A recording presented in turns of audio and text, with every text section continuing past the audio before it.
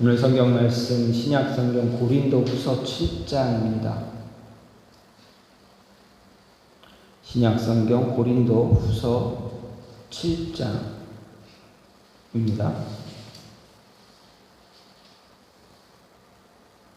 고린도후서 7장 1절부터 7절 말씀입니다.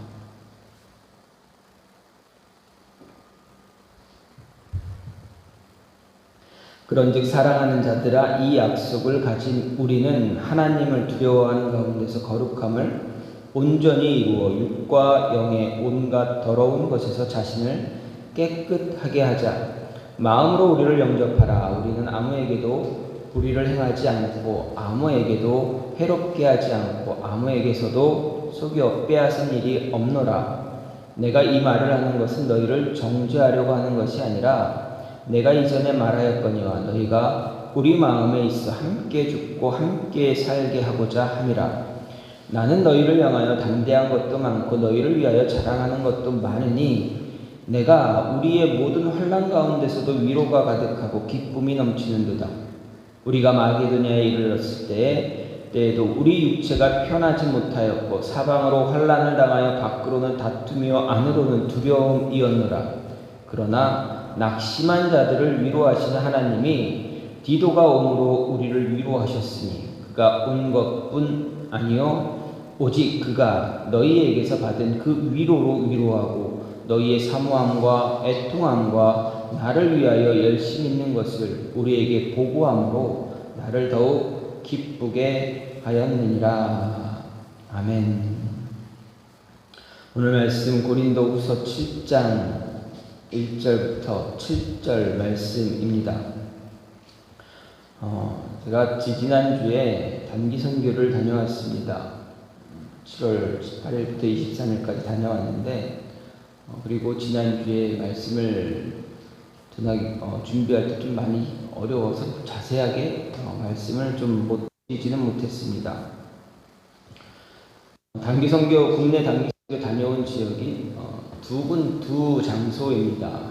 하나는 남해 서면에 있는 서면교회입니다. 그리고 전주에 있는 대흥교회였습니다. 여러분, 우리가 선교를 하는 이유가 어디에 있습니까? 우리가 선교를 하는 이유는 단 한 가지입니다. 한 가지 하나의 목적을 가지고 합니다. 그것은 바로 하나님이 기뻐하는 일이기 때문입니다. 하나님이 기뻐하시는 일이기 때문에 우리가 선교를 하게 됩니다. 그럼 왜 하나님이 이 일을 기뻐하시겠습니까? 우리가 선교하는 일을 하나님이 왜 기뻐하시겠습니까? 여러분 생각해 보셨습니까? 하나님이 우리가 선교하는 일을 기뻐하시는 이유는 교회가 협력하기 때문입니다. 교회가 협력하여 하나가 되기 때문입니다. 교회가 하나가 되면 어떻습니까? 하나님의 사역, 하나님의 일 더 강력하게 행할 수 있습니다. 복음을 더 강하게 전할 수 있기 때문에 협력이 굉장히 중요합니다. 소중합니다. 그래서 우리는 선교를 하게 됩니다. 뿐만 아닙니다. 우리가 선교할 때 어떻게 합니까? 선교지에 있는 교회와 선교를 나가는 교회가 연합을 하게 됩니다. 협력해서 연합을 하게 됩니다. 서로가 서로를 위해서 기도할 뿐만 아니라 서로에게 도움을 주기 위해서, 도움이 되기 위해서 노력하고 기도합니다. 준비합니다. 오랜 시간 동안 준비를 해야 합니다. 선교지는 그동안 할 수 없었거나 힘들었던 사역들을 선교팀이 오면 시도할 수가 있습니다. 사람이 없어서 재정이 어려워서 하지 못했던 일들을, 하지 못했던 복음 전파의 어떤 모습들을 행할 수가 있습니다. 가질 수가 있습니다. 선교팀은 어떻습니까? 선교지에서 일하시는 하나님을 만나게 됩니다. 하나님을 만날 수 있는 기회를 제공받습니다. 그래서 서로가 서로를 살리고 세워갈 수 있는 아주 좋은 기회가 됩니다. 선교를 갔을 때, 지지난주에 선교 갔을 때 남해에 갔습니다. 남해와 전주 다 갔는데 거기 도착한 첫날은 다 비가 왔습니다. 남해 서면에서도 처음 도착한 날, 18일부터 했는데 17일 저녁 10시에 출발했습니다. 주일 저녁에 출발했습니다. 10시 반쯤. 왜냐면 가는 시간이 5시간, 6시간 이 정도 잡아야 되니까 그날 아침에 출발하면 하루를 버려야 됩니다. 그래서 어쩔 수 없이 저녁에 출발했습니다. 밤새 운전을 하고 갔는데 월요일 날 비가 내립니다. 선교 갔는데 비가 내리면 어떻습니까? 얼마나 좀 좋지 않은 모습, 좋지 않은 생각들을 얼마나 많이 합니까? 할 일은 많은데, 해야 할 게 많은데, 이것도 해줘야, 이것도 같이 하고, 이것도 하고, 그래야 되는데, 비가 오면 아무것도 못합니다. 못하게 됩니다. 그래서 저희 선교 갔다 선교팀 안에서 조금 실망스러운 그런 마음들이 계속 조금씩 자라나고 있었습니다. 그리고, 서면교회 목사님도 조금 낙심하는 그런 모습이 있었습니다. 그런데 여러분, 농촌이라는 곳의 특징이 무엇입니까? 농촌은 해 뜨면 나가서 일합니다. 집에 있습니까? 아무도 없습니다. 요즘은 농촌에 어르신들이 주로 있어서 어르신들이 주로 있지만 그래도 그 어르신들은 어떻습니까? 일평생 농사를 지었기 때문에 해만 뜨면, 비가 오지 않고 해만 뜨면 밭으로 논으로 일하러 나갑니다. 몸이 힘들어도 나갑니다. 그런데 비가 오니까 아무도 안 나갑니다.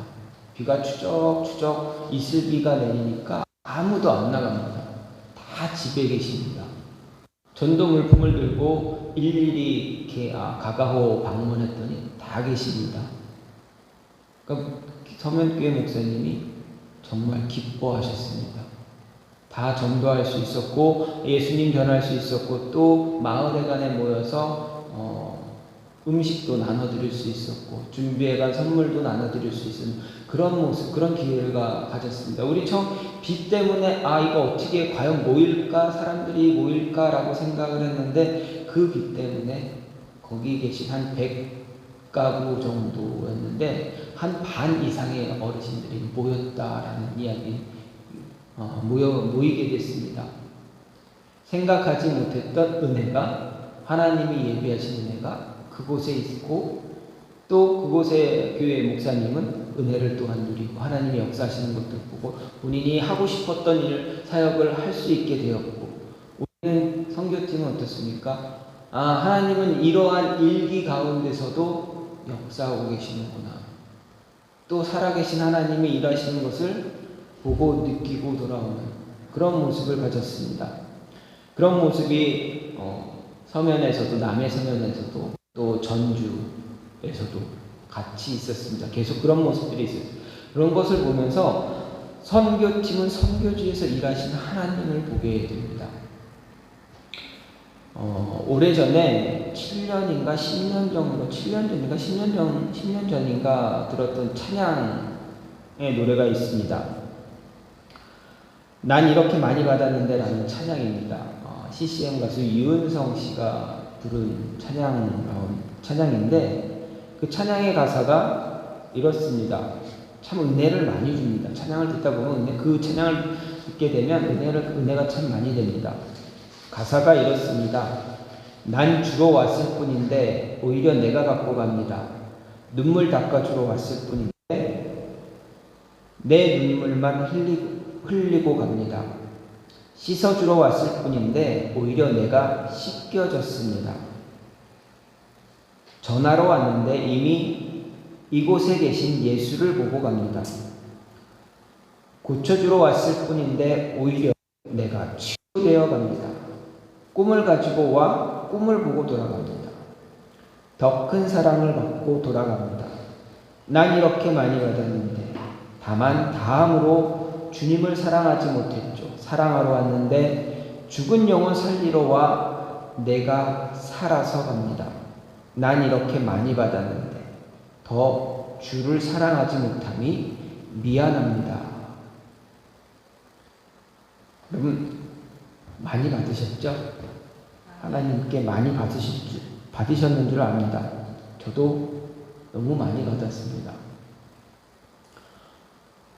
짧게는 한 10년, 20년 뭐 길게는 더 제 인생 전체라고 할 수 있겠지만, 제가 살아온 인생의 반 이상, 반을 딱 잘라서 보게 되면 그 안에 있었던 하나님의 은혜가 얼마나 컸는지, 얼마나 하나님의 인도하심이 많았는지 이루 말할 수가 없습니다. 생각해보면 정말 많이 받았다라는 생각이 듭니다. 오늘 말씀도 이렇게 오늘 예배를 준비하면서 다시 한번 들으면서 계속 반복해서 들으면서 은혜가 됩니다. 난 주로 왔을 뿐인데 내가 받고 돌아갑니다. 선교지에 갈 때마다 늘 그렇습니다. 선교하러 갑니다. 복음 전하러 갑니다. 많은 이런 것들 가르쳐 주기도 하고 보여주기도 하고 이렇게 뒤움켜서 공도 차고 이렇게 많이 하지만, 그렇게 하러 갔다가 나중에 정작 마지막 날 그동안 있었던 일들을 회상하면서 이렇게 보면, 하나님의 은혜가 얼마나 컸는가, 나에게, 이 선교팀에게 하나님이 얼마나 큰 은혜를 베푸셨는가라는 것을 각 사람들의 고백을 통해서 또다시 듣고 다시 제자리로 돌아오게 됩니다. 그리고 안타까움에 회개하는 그런 모습도, 내 자신을 돌아보는 모습도 참 많이 있게 됩니다. 우리 삶 속에는 살아계신 하나님을 만날 기회가 얼마나 존재하십니까? 여러분이 하루하루 생활하시면서 하나님을 만날 수 있는 기회 얼마나 하겠습니까? 물론 매일같이 하나님의 은혜를 누리며 경험하며 살아가는 분들도 있습니다. 하지만 오랜 시간 동안 하나님의 은혜를 체험하지 못하고 하나님과 멀어져서 살아가고 있는 사람들도 분명히 존재합니다. 아니, 은혜가 있는데 그거를 내가 깨닫지 못하는 것 뿐입니다. 주시는 은혜는 끊임없습니다. 그러나 그것을 내가 깨닫지 못할 뿐입니다. 그런 분들도 참 많이 있습니다. 하나님과 있는 사람들에게 하나님을 경험할 수 있는 계기는 아마도 선교지에서 역사하시는 하나님일 것입니다. 그래서 많은 사람들이 단기 선교를 나가고 있다라고 할 수도 있습니다. 어쨌든 하나님의 사역을 온전히 이루기 위해서 우리에게 맡긴 사역을 잘 감당하기 위해서 하나님이 우리에게 한 가지를 제안하셨습니다. 아니, 제안하신 것이 아니라 한 가지의 방법을 가르쳐 주셨습니다. 그것은 바로 협력하는 것입니다. 교회가 서로 협력해서 하나님의 사역을 이루어 나가는 것입니다. 그렇기 때문에 요즘은 일일 연합 캠프가 많이 하고 있습니다. 몇 주 전에도 제가 아는 목사님 분이 교육선교회라고 있습니다. 그 교육선교회에 소속된 목사님인데, 또 일일 캠프, 주일학교 유치부 어린아이들을 위해서 연합해서 캠프를 해주셨습니다. 또 어제도 저희 교단에 있는 교육선교회에서 또 일일 연합 캠프를 했습니다. 제 딸이 예배할 수 있는, 어린이 예배를 할 수 있는 그런 여건이 잘 안 되다 보니까 어저께 그 캠프에 다녀왔습니다. 제가 물어봤습니다. 뭐 했니? 뭐가 기억나? 물어봤는데 물놀이 한 거밖에 기억이 안 난답니다. 그럴 수 있습니다. 아직 어리기 때문에 자신이 가장 즐거웠던 것만 기억이 날 뿐입니다. 어쨌든 이러한 일일 캠프가 있습니다. 이번 주 금요일 날은 또 중고등부 학생들을 위해서 일일 캠프를 또 연합으로 저희 교단에서 동두천에서 진행한다 이야기합니다. 어쨌든 이렇게 연합으로 캠프를 하게 되는 이유는 무엇입니까? 협력해서 선을 이루기 위한 것입니다. 교회가 협력해서 하나님의 사역을 잘 이루어 가기 위해서입니다. 그래서 바울은 로마서 8장 28절에서 하나님을 사랑하는 자 곧 그의 뜻대로 부르심을 입은 자들에게는 모든 것이 협력하여 선을 이루신다라고 바울은 고백했습니다. 그렇습니다. 하나님은 우리에게 협력해서 선을 이루라 이야기하십니다. 오늘 말씀에서도 하나님이 우리에게 협력하여 선을 이루라고 하신 이유가 잘 설명되어져 있습니다. 협력해서 선을 이루어야 하는 이유. 협력해서 선을 이루기 위해서 우리가 우리의 모습을 어떻게 해야 되는가, 그리고 왜 그렇게 해야 되는가에 대해서 이야기하고 있습니다. 먼저 협력해서 선을 이루기 위해서는 스스로가 깨끗해져야 합니다. 깨끗해져야, 우리 스스로가 깨끗해져야 협력하여 선을 이룰 수 있다. 바울은 이야기합니다. 협력해서 선을 이루기 위해 가장 필요한 것, 바로 스스로 거룩하고 깨끗해야 하는 것입니다. 1절 말씀을 보면 바울은 성도들을 향해 거룩함을 이룰 것을 권면합니다. 이것을 다르게 말하면 온갖 더러운 것에서 자신을 깨끗하게 하는 것입니다. 온갖 더러운 것의 영향과 오염에 깨끗함을 유지하는 것이 바로 거룩함을 이루는 방식이 되는 것입니다. 그런데 우리가 거룩함을 위해서 깨끗해야 할 영역을 바울은 어디라 합니까? 영과 육이라 이야기합니다. 즉 영과 육 모두 온갖 더러움에서 척결돼 깨끗하게 되어질 때 비로소 거룩함이 이루어진다, 거룩이 이루어진다는 이야기입니다. 당시 헬라 문화는 이원론적 사상이 팽배해 있었습니다. 사고 대상이 되는 것이면 모두 둘로 나누어 생각합니다. 악하고 선한 것, 이렇게 이원론적으로 생각합니다. 그리고 그 나눠진 것 중에 하나는 선한 것으로, 다른 하나는 악한 것으로 간주했습니다. 이 사고에 의해서 한 인간도 선한 영과 악한 육으로 나뉘게 됩니다. 그리고 이 사상을 기초로 해서 우리 인간이 추구해야 할 두 가지 극단적인 삶의 방식이 생겼습니다. 그것이 금욕주의고 쾌락주의입니다. 금욕주의는 무엇입니까? 육신은 악하다.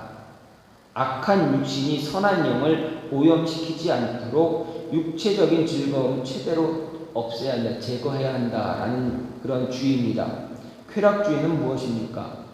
악한 것이 선한 영을 감히 어찌할 수 없다, 침범할 수 없다, 선한 영을 무너뜨릴 수 없다라고 생각해서 이 세상에서 누릴 수 있는 모든 즐거움 마음껏 누려도 된다라는 것이 쾌락주의입니다. 어떻게 보면 사뭇 다르지만 이들의 공통점이 있다고 생각한다면 인간의 영과 육 중 어느 하나만 선택해서 그것만 잘 지키면 된다 라고 생각할 수 있습니다. 정말 그렇습니까? 육이 악하면 선한 영만 생각해서 내 마음대로 막 살아도 괜찮습니까? 그렇지 않습니다. 정말 영과 육 중 어느 하나만 가지고 선하며 다른 하나는 악하고 무가치하다라고 생각해도 되는 것입니까? 그렇지 않습니다. 여기서 우리는 바울의 세심한 배려의 목소리를 들을 수가 있습니다. 육과 영의 온갖 더러운 것에서 자신을 깨끗하게 하자, 이렇게 이야기합니다. 그렇습니다. 육과 영 둘 중에 한쪽만 깨끗해진다고 해서 우리가 거룩해지는 것이 아닙니다. 인간의 내적인 부분과 외적인 부분 모두 정결해야 비로소 거룩해집니다. 내적인 부분이 더러운 것으로 가득 차 있는데 외형적으로 정결하다면 그것은 무엇입니까? 예수님이 말씀하신 회칠한 무덤과 같습니다. 속은 썩어 문드러지는데 겉은 화려하고 깨끗해 보입니다. 다시 말하면 외식입니다. 겉만 번들어하지 속은 정말 썩어서 썩은 내가 진동하는 그런 모습입니다. 또 내적인 것은 정결하다고 하면서 외적인 행동이 정결하지 못한 것은 무엇입니까? 무엇라 이야기합니까? 방종입니다. 자유롭게 그리스도인의 자유를 누린다, 자유롭게 신앙의 내가 예수님 믿음으로 인해서 율법에 얽매이지 않고 자유롭게 행한다라고 하면서 아무렇게나 살아가면 어떻게 됩니까? 나는 거룩하니까 괜찮다. 그렇게 살아가면 어떻게 됩니까? 오히려 주변 사람들에게 좋지 않은 영향력만 줄 뿐입니다. 그것을 우리는 방종이다라고 이야기합니다. 육이 없는 인간이나 영이 없는 인간은 없습니다. 때문에 영은 거룩하게 하면서 육에는 더러운 것이 있거나 육은 정결한데 영은 더럽다면 이것은 그 사람이 아직 더러움에서 오염되어 있다, 깨끗해지지 못했다라는 것을 이야기합니다. 따라서 우리가 진정으로 거룩함에 이르려면 먼저 우리의 영과 육 모두 더러운 것이 있는가 잘 살펴보아야 합니다. 그런데 이때 우리가 먼저 알아야 할 그것은 우리가 아무리 이원론을 배격하고 육과 영의 단일체의 그런 모습을 가졌다 할지라도 이원론자처럼 행동하고 사고할 때가, 생각할 때가 참 많다라는 것입니다. 왜 그렇습니까? 단적인 예로 누군가를 정죄할 때 참 많이 그렇게 합니다. 누군가의 허물을 보고 허물만 보고 막 정죄할 때 우리는 이원론 쪽으로 생각한다라는 이야기입니다. 즉 마음속에 더러움이 갇혀 있는데 그러나 아무 죄 없다며 스스로 거룩하다고 생각하는 자신을 발견할 수도 있고, 내부적으로는 아무런 문제가 없다고 생각하지만 죄에 노출된 외적 모습을 가진 자신을 발견할 수도 있습니다. 이때 우리가 해야 할 것은 우리의 상처나고 잘못된 일그러진 그 부분을 솔직하게 인정해서 온전케 되도록 주님께 도움을 요청하는 것입니다. 이것이 바로 거룩함을 이루어가기 위한 가장 기본적인 방식입니다. 거룩함을 이어나가기 위해서 기본적인 방식을 다 지킬 때 우리는 교회는 서로 협력해서 선을 이룰 수가 있습니다. 세상에 물들지 않고 세상의 잣대가 교회를 흔들지 못할 때 교회는 하나가 될 수 있습니다. 우리는 하나로 연합할 수 있습니다. 세상의 가치나 잣대가 우리의 마음을 흔들지 못하기 때문에 아무리 좋은 것들로 유혹한다 할지라도 흔들리지 않게 됩니다. 그래서 우리 스스로를 먼저 깨끗하게 하고 거룩하게 함으로 인해서 협력하여 선을 이루어 나가야 할 것입니다. 둘째로 서로에게 위로가 되기 위해서 협력하고 선을 이루라 했습니다. 오늘 말씀 2절부터 7절 말씀을 쭉 보게 되면 협력해서 선을 이루어가는 모습 가운데 위로에 대해서 이야기합니다. 바울은 거듭해서 고린도 교인들에게 화해와 일치를 요청하는 간절한 이야기를 호소를 하고 있습니다. 말씀을 전하고 있습니다. 당시는 바울과 고린도 교회 성도들 사이에 화해의 무드가 막 조성되는 그런 시기였습니다. 그때까지 바울은 고린도 교인들의 오해와 비난으로 인해서 참 답답한 시간들을 보냈습니다. 디도가 돌아오고 고린도 교회에 보내 1차 편지를 전하고 난 뒤에 그 교인들이 어떻게 변했는가에 대한 소식을 가져온 디도를 통해서 바울이 그 소식을 듣고 이제 해결이 됐구나라는 것을 느꼈습니다. 근데 그 전까지는 어땠습니까? 바울에 대한 오해, 비난이 고린도 교회 안에 정말 많았다라는 얘기. 그래서 바울은 정말 답답한 시간을 보내었습니다. 복음을 전하고 진리를 따라 행하고 성실히 사역을 감당했음에도 불구하고 어떻게 합니까? 고린도 교인들에게 바울은 사도가 아니야. 그는 사도가 아니야. 그는 돈만 알아. 왜 그랬습니까? 예루살렘 교회와 또 연약한 자들을 구제하기 위해서 헌금을 이야기했기 때문에 그렇습니다. 또 그의 가르침은 해롭다라는 그런 오해를 받았습니다. 거짓 교사들이 와서 바울을 그렇게 이야기한 것입니다.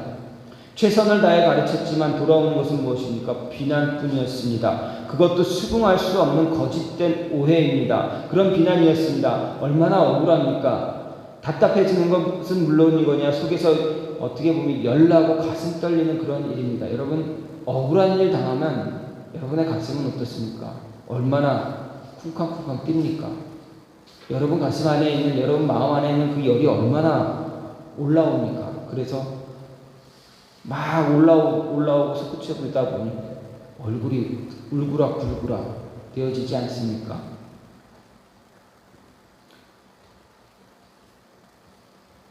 정말 최선을 다해서 가르쳤는데 돌아오는 것은 비난뿐이었습니다. 얼마나 화가 나겠습니까? 그것도 정말 수긍할 수 있는, 그래, 이런 오해가 있을 수도 있었겠지라고 이해할 문제가 아니라 도저히 수긍할 수 없는 거짓된 것으로 인한 비난들이 속출했습니다.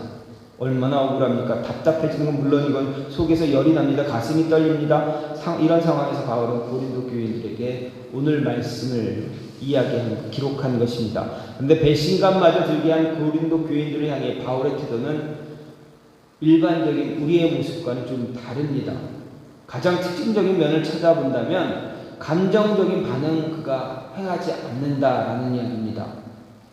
자신의 영적인 자녀라 할 수 있는 고린도 교인들로부터 받은 말도 안 되는 비난으로 말미암아 분명 억울하고 분했겠지만 오히려 차근차근 자신의 입장 그리고 자기 속에 있는 말들, 마음을 그들을 향해서 이야기합니다.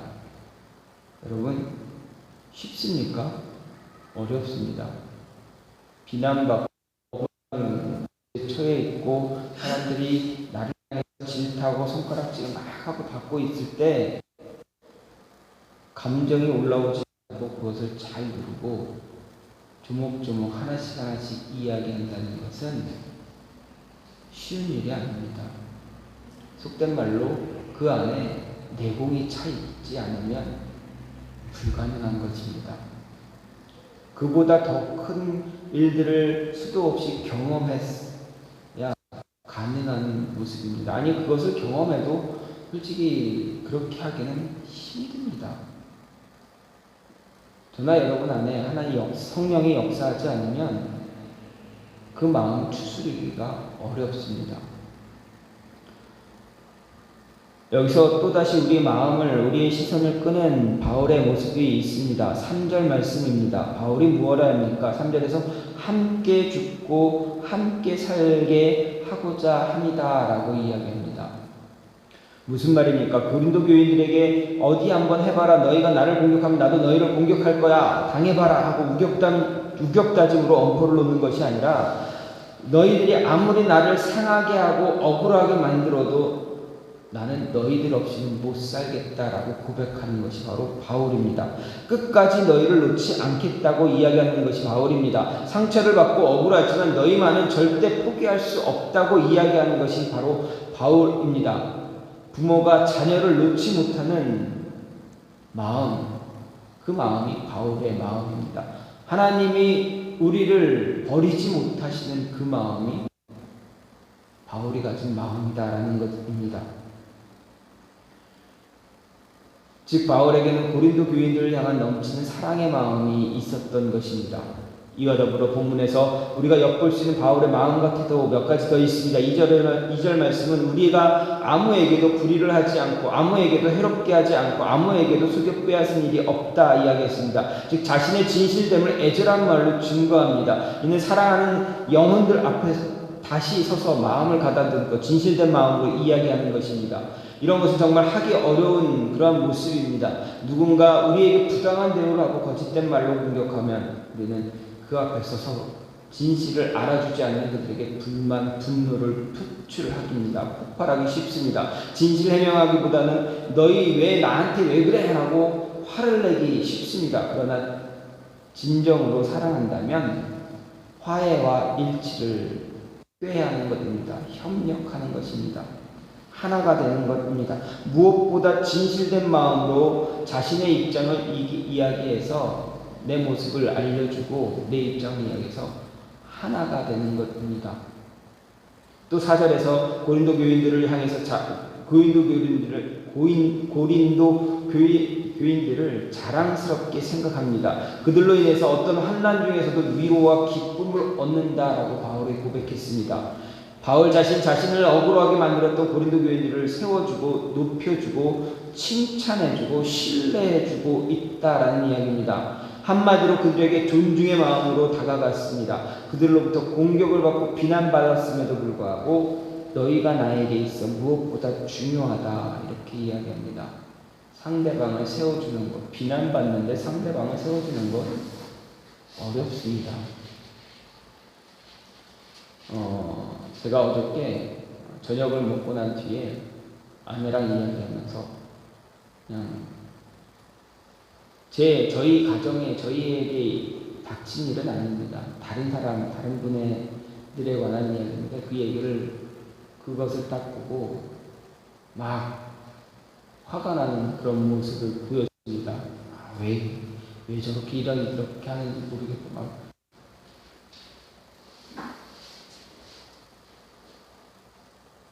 거짓된 말도 안 되는 그런 것으로 이제 공격을 받으면 당사자들은 솔직히 진정하는 게 마음속 추스르는 게 솔직히 어렵습니다. 어떻게 내 일도 나에게 닥친 내 자신에 대한 일도 아닌데 다른 목사님들을 향해서 어떤 다른 목사님들이 막 안 좋게 이야기하는 것을 이제 단톡방에서 보고 왜 이러는지 일의 진행 상황을 다 알면서 왜 이런 그것 때문에 막 분노를 했습니다. 아는 사람도 당사자도 아닌 제가 이렇게 분노를 하는데 당사자들은 어떻겠습니까? 어떻겠습니까? 더 분노하지 않겠습니까? 만약에 바울을 생각하면 바울이 고린도 교인들을 향해서 분노하고 그들과 이제 단전하고 그래 나 너희들 안 봐. 더 이상 볼 수 없어. 안 볼 거야. 그냥 우리 교제 여기서 끊어버리자. 그렇게 할 수도 있을 바울이 어떻게 합니까? 끝까지 그들을 끌어안으려고 합니다. 여러분 이게 쉬운 모습입니까? 그렇게 할 수가 없습니다. 예수님이 우리를 그렇게 사랑해서 분명 예수님은 우리와 단절할 수도 있는 분인데 그것을 못하셔서 십자가에 스스로 올라가지 않으셨습니까? 그 모습이 얼마나 소중한가? 왜 그렇게 하셨는가? 바울이 왜 그랬는가? 왜 그런 비난받으면서 참고 있는가? 하면 연합하기 위해서다라는 것입니다. 하나님의 일을 하기 위해서 참고 참아야 한다라는 것을 우리에게 가르쳐 주기 위해서입니다. 바울의 이런 마음과 태도 정말 대단합니다. 그래서 우리에게도 이야기합니다. 협력하라. 너희도 협력하고 서로 협력해서 선을 이루어야 한다. 그 이유는 무엇이냐? 하나님의 일이기 때문이다라는 것입니다. 마지막으로 바울이 협력해서 선을 이루라고 하는 이유가 무엇입니까? 교회를 세우기 위해서입니다. 7절 말씀을 보면 그가 온 것뿐 아니요 오직 그가 너희에게서 받은 그 위로로 위로하고 너희의 사모함과 애통함과 나를 위하여 열심히 있는 것을 우리에게 보고함으로 나를 더욱 기쁘게 했다라고 바울은 이야기합니다. 바울은 하나님께 받은 위로의 내용을 이야기하고 있는 것입니다. 그 중에 하나가 너희의 사모함과 애통함과 나를 위하여 열심히 있는 것을 이야기했습니다.